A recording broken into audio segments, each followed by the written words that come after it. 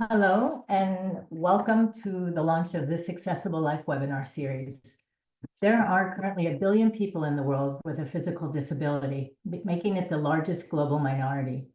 And there are 1 billion people over the age of 65, being the largest growing demographic. And over the next 20 years, these numbers are going to double. So this is a 6-month webinar series, which will host one session every month to discuss different ways we can prepare, because everything in our homes, cities, and our lives is going to have to change. So today's webinar is about accessible cities. If our cities are not designed, built, or augmented to accommodate these two huge groups coming in, the cost and the difficulty later will become insurmountable. So we're having discussions like these to raise awareness and to begin to shift mindsets from avoiding litigation to seeing these issues as opportunities for improvement and evolution. So our panelists have reimagined how cities can be built and operated to become more accessible and inclusive for all residents, regardless of age or ability. So they have worked to influence and change policy, infrastructure, and process, as well as programming. So first of all, if anyone has any questions, please hold them till the end, and we'll try to address them as we can. So we're going to begin. I'm going to begin by introducing you to the panelists by showing a short video. And then after that, we'll begin our discussion. Okay, so I'm going to share my screen.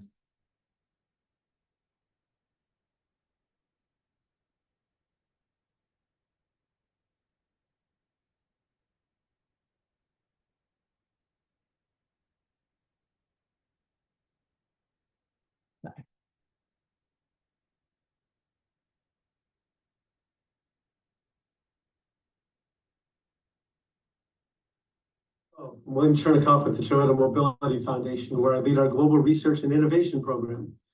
I have a varied background in the sustainable mobility space.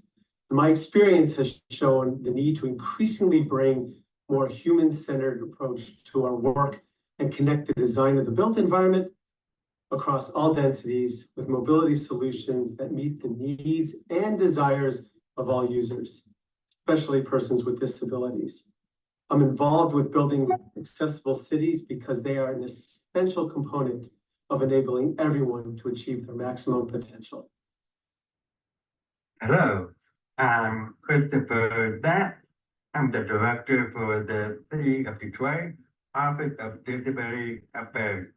I was born deaf, so my commitment to advocating for the disability community is deeply rooted in my personal experience as a deaf individual. I graduated from Rochester Institute of Technology with degrees in public policy so I can strategically influence change. I'm dedicated to building accessible cities because I believe accessibility is essential for inclusive environment and ensuring universal participation is a proactive approach to providing equitable opportunities for everyone. Hi, everybody. I'm Karen Tamley. I'm the president and CEO of Access Living. We're a center for independent living here in Chicago, Illinois. I am excited about this panel. I am excited to bring my professional and lived experience as a wheelchair user and my past role as commissioner of the Chicago Mayor's Office for People with Disabilities and my current role as CEO. Working to advocate and push for greater urban accessibility in the digital, physical, and programmatic space. So thank you all. Look forward to this panel.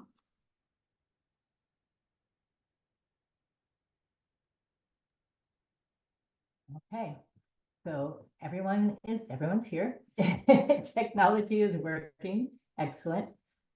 So you've met them all, at least through a video. And we're going to do now, we're breaking this up into 3 sections.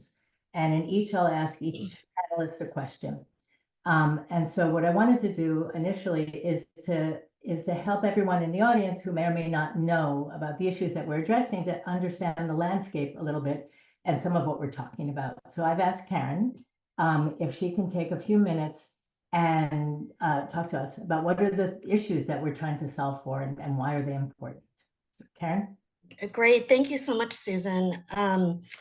I'm really pleased to be here today. So I think as a grounding, It's first important to say that the disability community is one of the fastest growing segments of the population.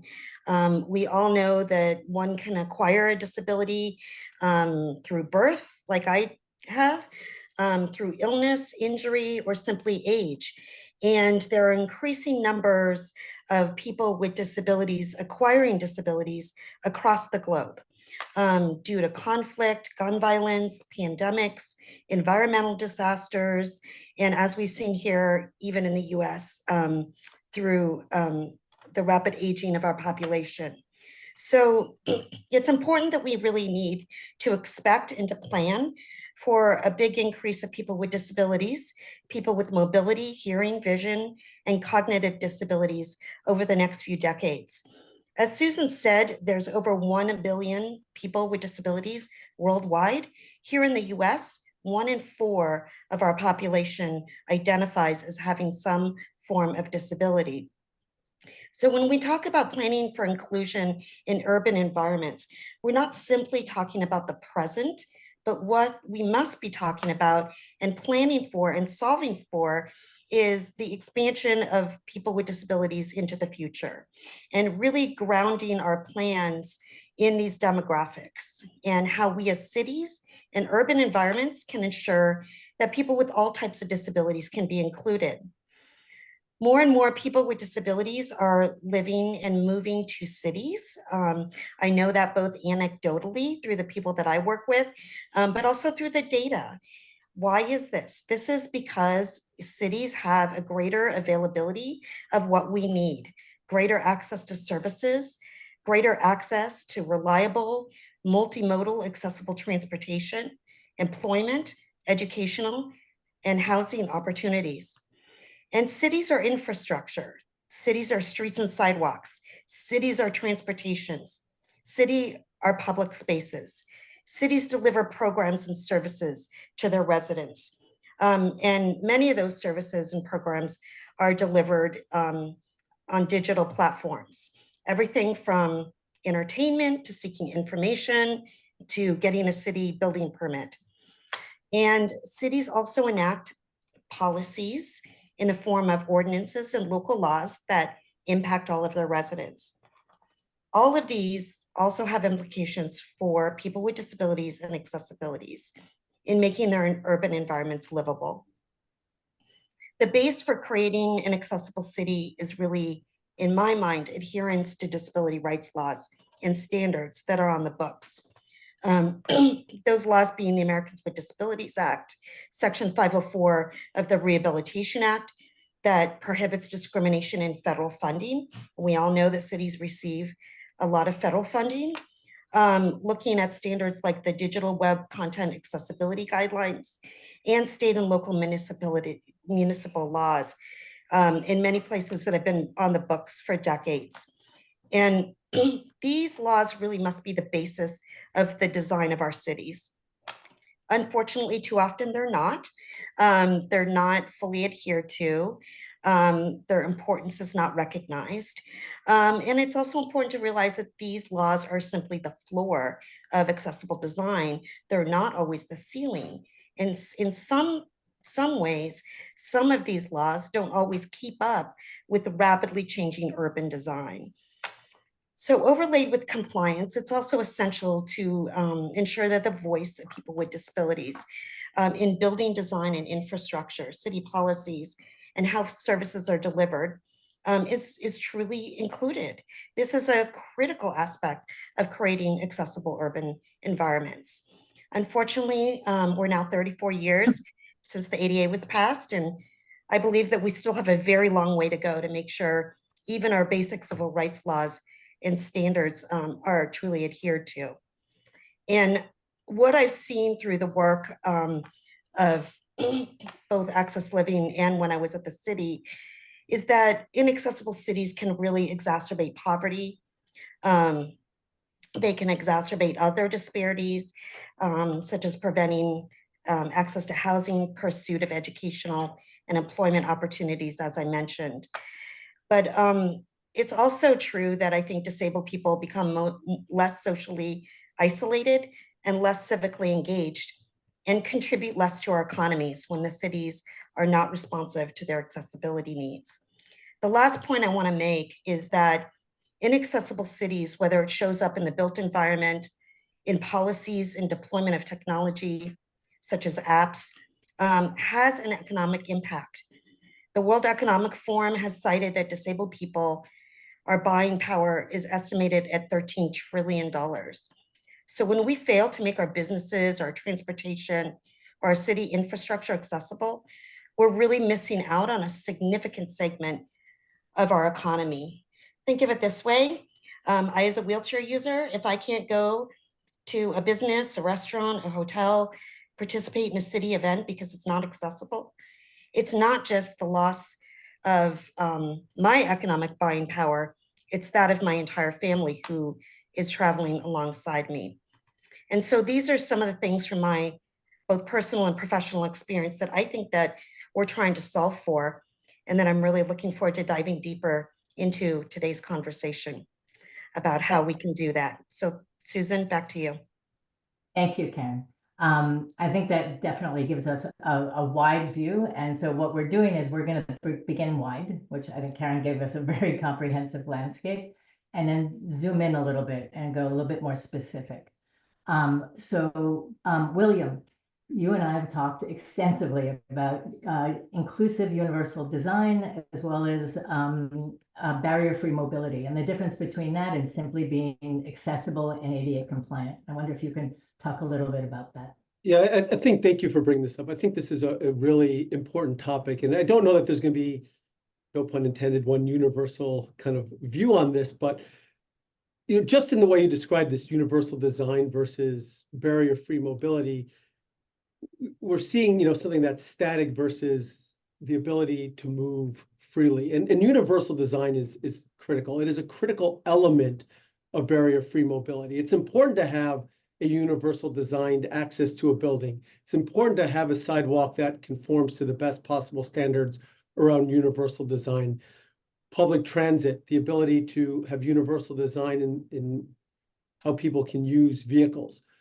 But we need to go a step further. We need to remove barriers to mobility. And that means the connectivity, the cohesiveness, and the function of these individual elements in ways that allow people to move in unencumbered ways and in ways that are relatively equivalent regardless of ability. That's what we mean by barrier-free mobility. And hopefully we'll have some time to dig into this a little bit later as well, about the operation versus simply the design of the built environment. But I want to highlight two other aspects of what I think of are important for barrier-free mobility, and that's the barrier of time and the barrier of cost. So we can incorporate a lot of cohesive universal design. We have to think about how long does it take people to get places through the design of the transportation network, or the inclusiveness of that. It's fine if I can walk up a flight of stairs, but if somebody has to go around an entire block to access the universal barrier-free elements to get to the same location, that's not inclusive. That's the barrier of potentially time.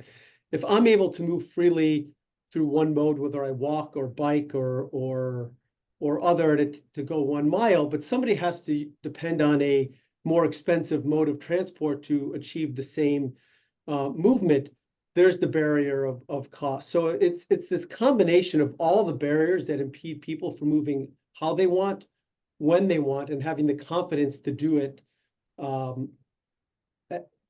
through the trust in the infrastructure is going to be available and working the way they want to. Okay, thank you. And it's complicated, the difference between what's static and what's not, because things. Yes, cities are living, breathing things just like people, and they evolve and constantly change, and we have to understand how that works to ensure the system is meeting the needs of all of its users. Thank you. Christopher, we have talked a bit about new trends now in digital accessibility and wayfinding technologies and ways in which they may influence or change the future of urban design. And I would love to hear your thoughts on that. Thank you, Susan. So big city like Detroit, we have over 119,000 residents living with disability.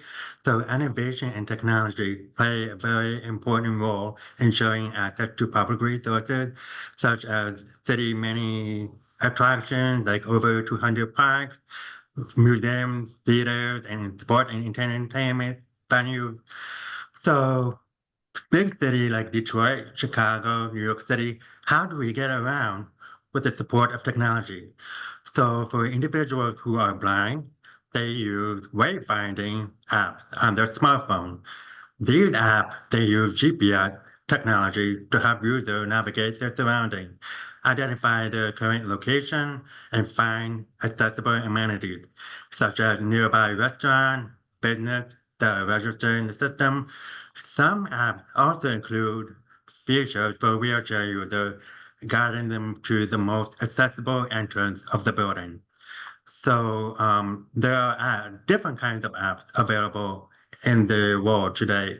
So the National Library Service of the Blind and Printed Disabled at the Library of Congress has a list of different wayfinding apps that if you are curious to explore and find the one that best meets your needs.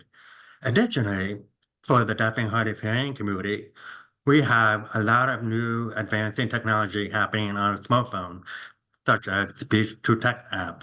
So we're able to take our phone and have a person speak, it will translate into English on their phone. So there's also video phones for those who use American Sign Language interpreters. So there's many different ways that technology and innovation help us navigate our surroundings. So we have cities that also offer specific tools, like for example in Detroit, we have Detroit Improve, where residents, wherever they go, if they see something off about the infrastructure, like a broken sidewalk or something like that, they can just take a picture and send it to the app, and it will reach to the city of Detroit, will look into it and fix it. But there's also the emergency alert system that the resident can also subscribe. There are other cities that offer the same kind of tool. You subscribe to the system, they will email you, text, make a phone call. This make it more convenient, more accessible, having communication from the government to the community, what's happening around them. Also, there are like transportation apps. We see that in Washington, D.C., Chicago, New York City, a lot of major cities have a real-time schedule. When the bus is coming, you can see a map, or it will articulate verbally that the bus is coming in 3 minutes or 5 minutes. So you can be prepared to make it to your doctor appointment or attend a church or something. So there's a lot of these really crucial tools. So thanks to the innovation and advancing technology, people have more access to the resources around them. Great, thank you. And I know that we're using a lot of AI specifically for these because they're learning about the environment kind of as we move through it. So, thank you. So now we're going to get a little more focused and dig in a little bit more. So I'm going to go back to Karen. And there's a lot of discussion and awareness now around the importance of disability inclusion and representation. And I would love if you could define it a little bit, because not everybody really knows what that means and then why is that important? Yes, sure. Thank you, Susan. Well, I think to start with, we have a saying in the disability community, nothing about us without us. And that's really a proverb that was adopted because I think disabled people have had a very long history of, our voices either being bypassed or ignored, or just having non-disabled speak for us about the issues that impact our lives. And so I talked earlier just about the importance of creating accessible cities and the cost of not doing so. For our community, our voices and our input into the design process is really, really essential. It's one thing to comply with accessibility standards and apply those to your built environment or your programs and services, but it's a whole nother thing to make sure that those elements are truly usable for people, for the end user with a disability. And that, in my mind can really be accomplished through testing and actual by actual end users with disabilities. In my years working in both the government and the nonprofit space, the products and the spaces that have like really failed are the ones that have not really truly met the needs of our community because they did not include actual people with disabilities in the design from the get-go, from the beginning. You know, in many instances, you know, people with disabilities or disability organizations are consulted at the very, very end of the product rollout. And when we as community members discover that there is major accessibility flaws or things that were missed, it's largely because we weren't included in that process. And by that time, it's frankly too late to go back and redo the entire product because they're at the end stage of its development and, you know, nearing rollout. So a couple of examples, just super quick, I wanted to just talk about is one that, you know, we had an example when I was at the city of some kiosks that were getting rolled out that were not accessible for folks using wheelchairs or people who are blind or low vision because the input and the of disabled people was not included in the design. And so when it got rolled out, it was not usable. The community was very upset. After that, a lot of learning lessons, disabled people, wheelchair users, folks who were blind and low vision, deaf and hard of hearing were included in that process. And we ended up with a product that was not only accessible, was also being used by the community. Same thing with the app, city service app. That was a great example where folks who were blind and low vision in particular were consulted in the design of the process of the app. And not only did we end up with an accessible product, but the blind community was an ambassador for the product to their own community. And so through these examples, you can see how the community input is so critical as an overlay to compliance with accessibility laws. And lastly, I just want to say, well, people with disabilities need to be included in the entire life cycle, particularly from the very beginning. That's what's going to get you an accessible product. But also in terms of that's what representation also looks like. It's people with disabilities at the table, providing meaningfully inputting into the design of that product.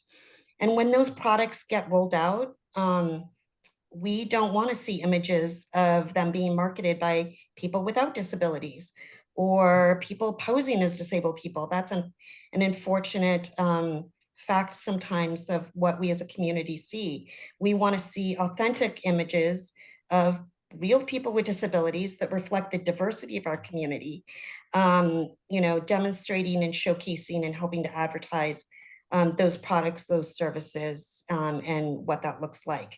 And so when we do include disabled people from the beginning, we can really shape places, spaces, and products that are truly accessible, not just to people with disabilities, but to everybody.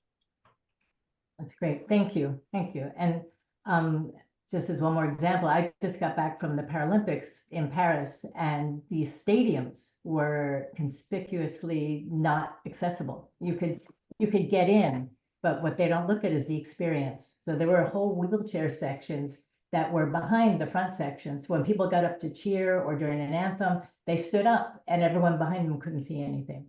So yeah, it's interesting when the things you don't think of until you think of them. So thank you, Kat. Christopher, we have been spoken about systemic issues that prevent equal participation. And you as a person with the ability and the knowledge to advocate for yourself and a degree in higher education and policy, can you tell me about some of your successes and the challenges at getting the services that you needed to succeed in your own career, as an example? Thank you, Susan. So for those who are not familiar, the Americans with Disability Act was signed into law on July 26, 1990. It requires employers to provide reasonable accommodation to qualified applicants or employees with disabilities So unless doing so will cause undue burden or hardship. So from my observation, the ADA play a very important role in outlining the requirements for fostering workplace inclusion and preventing discrimination. So the Human Resource Department should have a protocol for processing and handling accommodation requests. But I find that from my experience, it's usually the hiring manager or supervisor that lacks familiarity with the regulation or the best workplace inclusion best practice. So the lack of understanding of the ADA and how to make workplace inclusion makes it challenging for employees with disabilities like me feel welcome and included at the first day of the job. So as a deaf person, I had to self-advocate and educate my peers about the nature of my accommodation request. For instance, I use sign language interpreters. It might seem costly, but I don't need them to be with me 24/7. I let them know that I just need it for speaking engagement or for group meetings so that they know that it's not just every day. So the most important thing about the ADA is emphasize effective communication. While we have effective communication for the deaf and hard of hearing, the ADA outlined that there should be an interactive process between the employer and the employee to discuss what kind of reasonable accommodation we can provide for their workplace environment. So you can't just say no right off the bat. You have to first engage and say, okay, tell me more about your request. What do you need to make sure that our workplace environment is inclusive and accessible? So regarding cost, that should be a separate conversation that should not be involved between supervisor and the employee. This should be handled at the Human Resource Department level or higher up, where they have a separate budget that focus on accessibility, because we don't want to impact the hiring department's ability to hire a person with a disability. And if a cost is factored into the budget, it's going to cause some issues. So if employers, big cities or big companies can just take the accessibility out of the equation, let the supervisor focus on performances and making sure the employees are able to carry out their duties and responsibility. Accessibility should be a separate conversation with their own budget line so that if anybody like employees or visitors or anybody else that needs accommodation, who have funding set aside to accommodate. So you're not putting the challenge on the supervisor or manager or put the burden on the person who needs these services to fight for the right. So it's so important that we talk about making sure that the environment is inclusive and welcoming. I've heard different government entities that say, you know what, we're taking that cost factor out of the equation and just put it aside as a budget of its own. We have a policy and protocol for handling accommodation. We have an ADA coordinator that will respond to and manage it, because we don't want the supervisor to say something wrong and make the person feel not valued. So there's an HR person or ADA coordinator that handles all kinds of accommodation and work out the logistics. So the supervisor and manager just focus on relationship building, and that's how it should be. You hire a person who is a valuable asset that has so much to offer to your company or to your agency. So Okay, well, thank you. Thank you. That's a lot. And it often seems to come down to this sort of the difference between the disability, the accommodation, and then the human experience. And it is too often forgotten that there's a person in there who's experiencing whatever it is or is not happening for them. So thank you.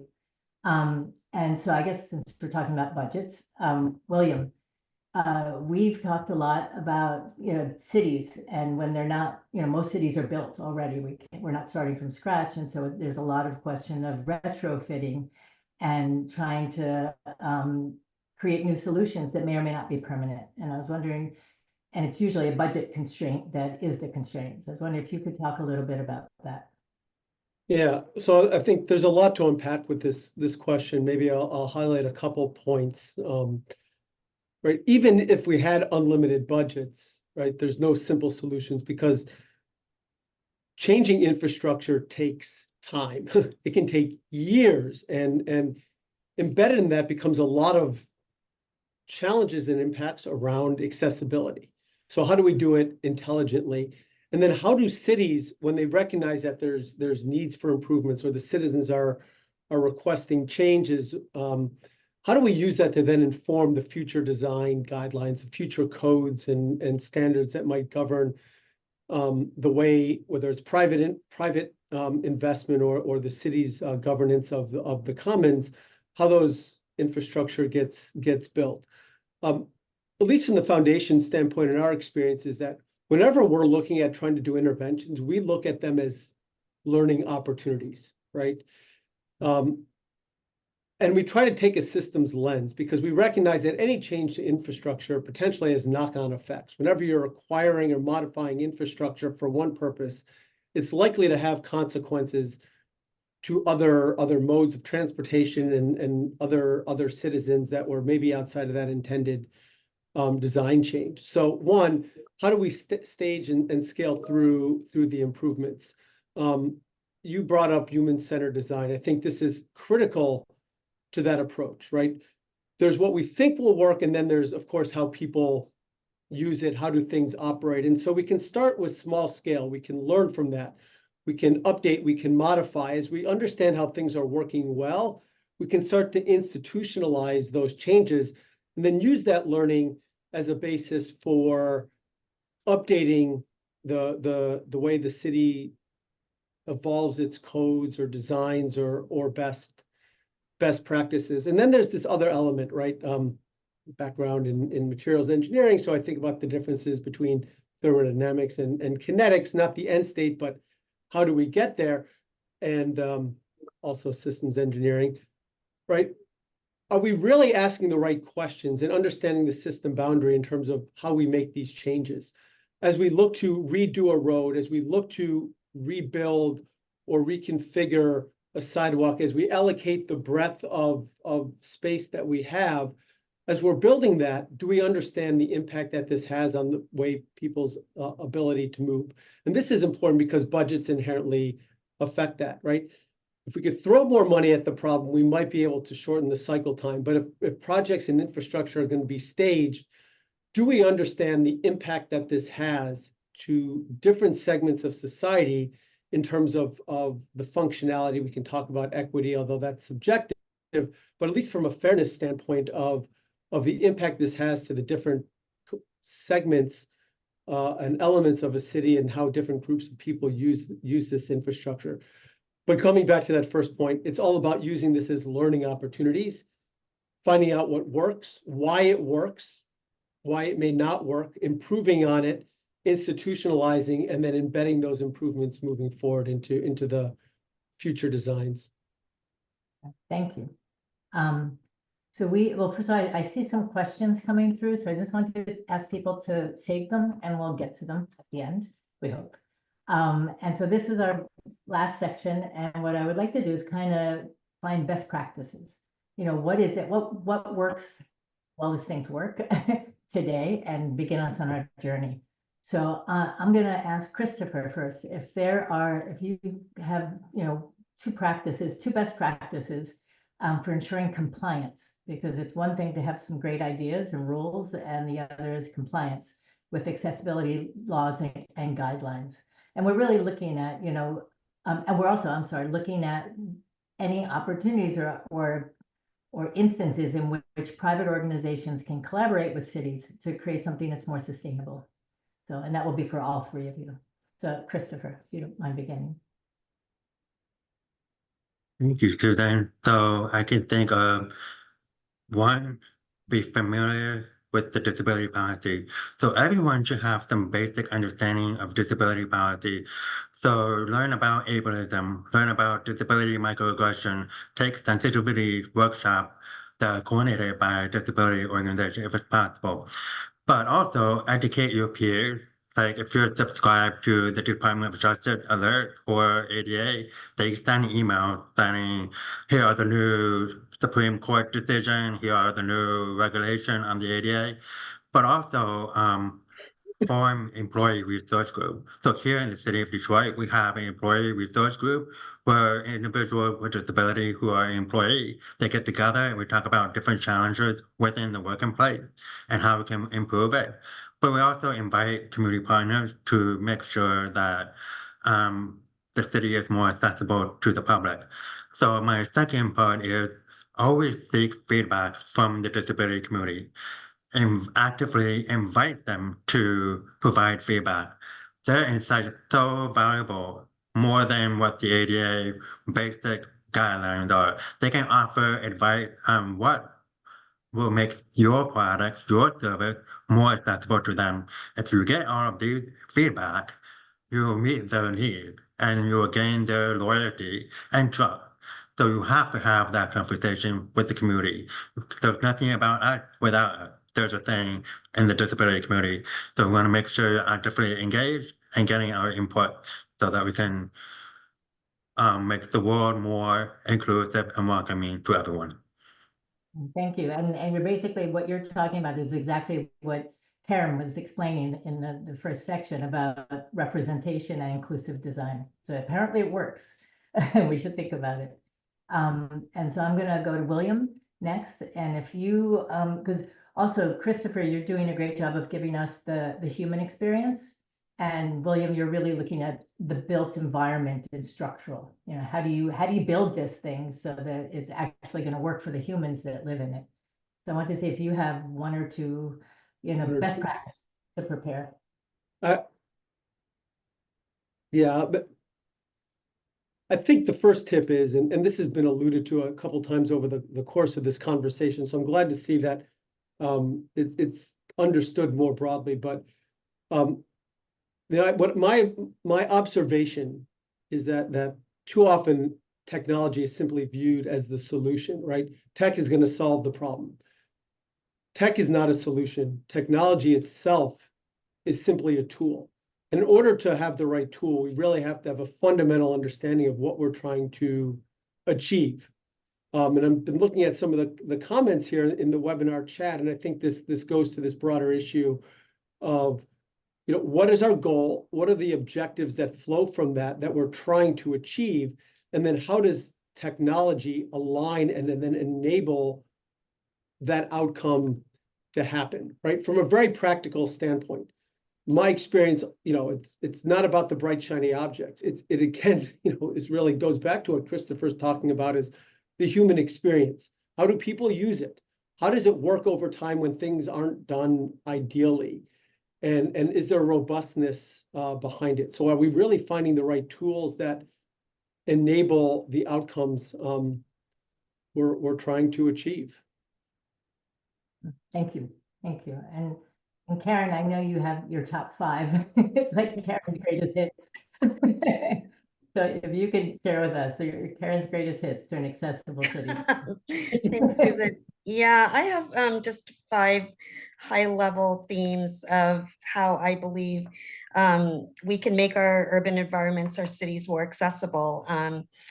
So number 1, I think, and I'm sorry that we still have to do this, but I do think it's important that we still make the case about the impact and how certain elements and levels of accessibility can impact and is an imperative for our community, and how this will create greater inclusion in our cities. So I think making the case also with data is really, really important. Number 2, I think leadership from the top is absolutely critical.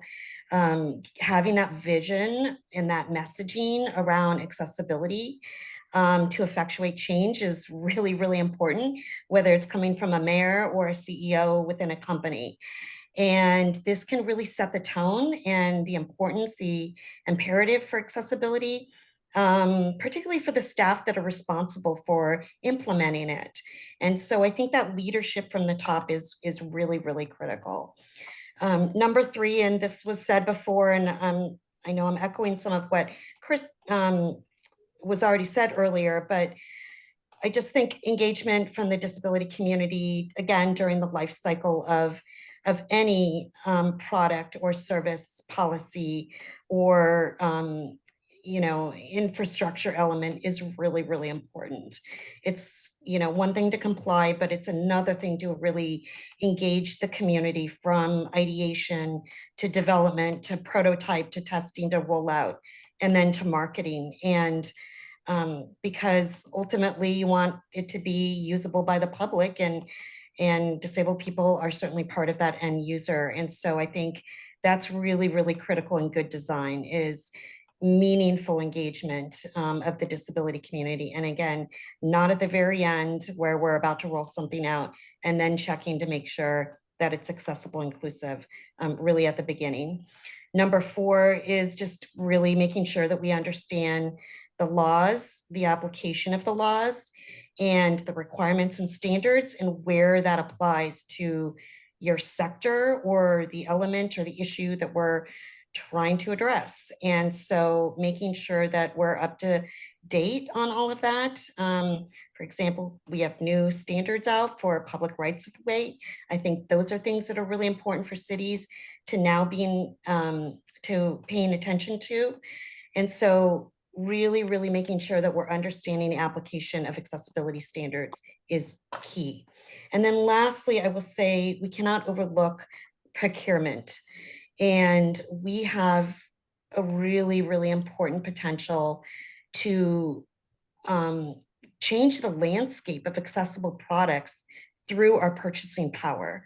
And that would be our purchasing power of, technologies, of, elements within our city that, things like kiosks or,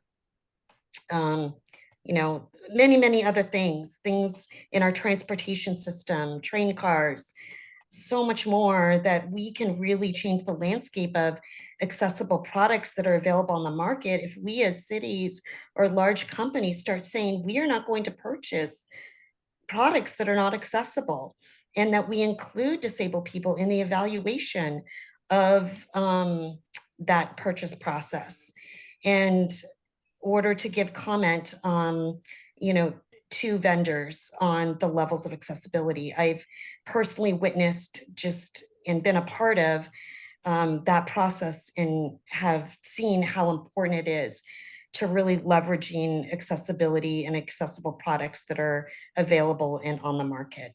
So those would be my top 5 ways that I think that we can really move the needle on accessible urban environments. Thank you. And first of all, thank you, everybody. We got through our questions. And now we have questions from our audience, our invisible audience, and I have some of them. So I have one, I think it's for William, but I'm not sure. And I'm reading them. I'll answer it anyways. Okay. So this is I'm just throwing at you because it's about space, about built environment. So it says the government made laws that a certain percentage of parking spaces have to be for handicap, which is something we can discuss at another time. So why can't housing be built in the same way? Or why can't policy touch housing in that way?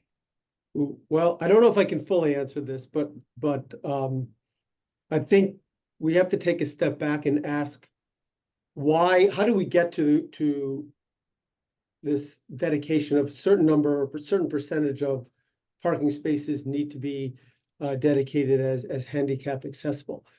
That is a prescriptive solution. I've spent a lot of time in policy, and I understand the practicality of prescriptive solutions, but they tend to be the least best approach. And the reason I'm bringing this up is, what are we trying to achieve? The objective is to make sure that all people are able to reasonably access the building, right? And so or we have a higher goal of unencumbered mobility, and everyone, regardless of what mode they're taking, can access the building, and that includes people who might be, with handicap stickers. And so therefore a solution flows from that. I don't know that we need to be prescriptive. We need to ensure that we're achieving the desired objectives. Housing is a little bit different, or office spaces are a little bit different, right? We want a more inclusive design. We want that unencumbered access and that freedom to move to that housing, to those offices, and then within. Now, my expertise is not in architecture, so I can't speak as much about inside the building. I can talk about getting to the building. But we lose sight of what we're trying to achieve if we sort of give these prescriptive solutions instead of the policy focusing on what outcome are we actually after. And I hope that answers the question. Maybe it's my suggestion here is let's have a rethink. It does become a little bit more subjective, and I understand that people who are making large capital investments want, yes, no, kind of bright lines of did they do what they're supposed to do. But I think there are alternative ways to demonstrate that outcome will be achieved. Thank you. And I see Karen. Yeah. If I could make sure I understand the question, it was about whether there are policies or standards or percentages that impact housing, like parking, correct? There are the two main laws that cover the development of housing is the Fair Housing Amendments Act of 1988 that requires any multifamily housing development to have accessible units. And then the other major law that requires the percentage of accessible units is Section 504 of the Rehabilitation Act if federal funds are being used in that development. And that would call for 5% of units to be accessible and 2% for people with sensory disabilities. From my perspective in the disability advocacy space, this is an area where we've long been having issues with compliance and making sure that developers, again, are understanding the requirements and are producing housing that is going to be accessible for people with disabilities. So I just wanted to tag that on to that question. But maybe let me reflect back on that a little bit, Karen. 5% of housing has to be accessible. But if you need that accessible housing, you are now inherently potentially excluded from accessing the other 95. Now, you may be able to buy a house that's accessible for you, but your life should not be constrained to just the home you own, right? You, in theory, would want to access the other 95% of the built environment, right? And so what are we really trying to achieve? And do we need to rethink? And does this go back to the early part of what we were talking about of barrier-free mobility, these going beyond kind of universal design elements and inclusivity so that everyone reasonably has the opportunity to go everywhere and fully participate in society. Yeah, and I agree those standards are not adequate because they only cover new construction or federally funded housing, but we clearly need to do more when we're thinking about, how we include people with disabilities in urban environments and how we can create housing that's more universally accessible for everybody, including homeownership in single family homes. So yes, I agree with you. I need in one more question. And this is something we've talked about at different points, is the role of AI. Like, what is the role of AI in advancing the technologies that we're designing, as well as the potential for cities? And, and the person asking the question is that, in the next 20 years, I think I'd like to know in the next 2 years, what's going to happen with this and what positive impact can it play? Well, okay, I want to give time to the other panelists, but since this is a space that I've been working in, the foundation actually has some active projects in, I'll weigh in. Let's move past the terminology, AI, machine learning, machine vision, right? It's again, these are all tools, and what do those tools enable us to do? And I'll highlight for an example of a project that we just started in San Diego, where we are using some computer vision on the city vehicles. Obviously on the back end, there's machine learning and some AI to do object or obstruction identification in the environment, right? Are there things blocking the bike path? Are there things blocking the sidewalks? Are there things blocking the roads that impede the ability for people to use it? And this moves from that active kind of requirement that came up earlier of somebody has to go to an app and report that there's an obstruction to kind of passively and continuously monitoring and empowering the city to then respond a little more proactively to removing these barriers. Now that's great, but what we're also trying to understand is after we start to remove these barriers, what does that actually have in terms of changing people's confidence, trust, and security in the infrastructure? Or are there other things that are impeding active mobility? And this work really built on years of experience. We've done work on computer vision with the city of LA, tried to understand people's movements. We did some studies with the University of Washington that really got into this operational aspect I alluded to earlier of it's not about the design, but we found that cycling infrastructure in particular, which lessons apply, I think, to sidewalks, if they're not maintained and you don't have good coordination across the city agencies, it's not the quantity of the infrastructure that exists. It's people have to be able to trust that it's available to use in the way they want to. And so this work with San Diego is in some ways a culmination of a lot of lessons learned in the evolution of technology to use it as a tool to empower the city to make active mobility more comfortable and accessible to more of its citizens. Thank you. We're out of time, but we have lots of questions. So what I'm going to do is invite people to send their questions to us, and we will follow up and try to answer them to the best of our ability. Thank you, everybody, for coming. And we are going to have, for the next 6 months, a webinar on the second Thursday of every month. The next one is going to be, it's called Niche Market, the Booming Ability Tech Revolution implies otherwise. And we're going to have an invested venture capitalist. We're going to have one of the leading ability tech accelerators and a successful startup to come and talk with you. So thank you. Any feedback is welcome, and sign up today. See you in 2 weeks. And thank you to our panelists for making the time.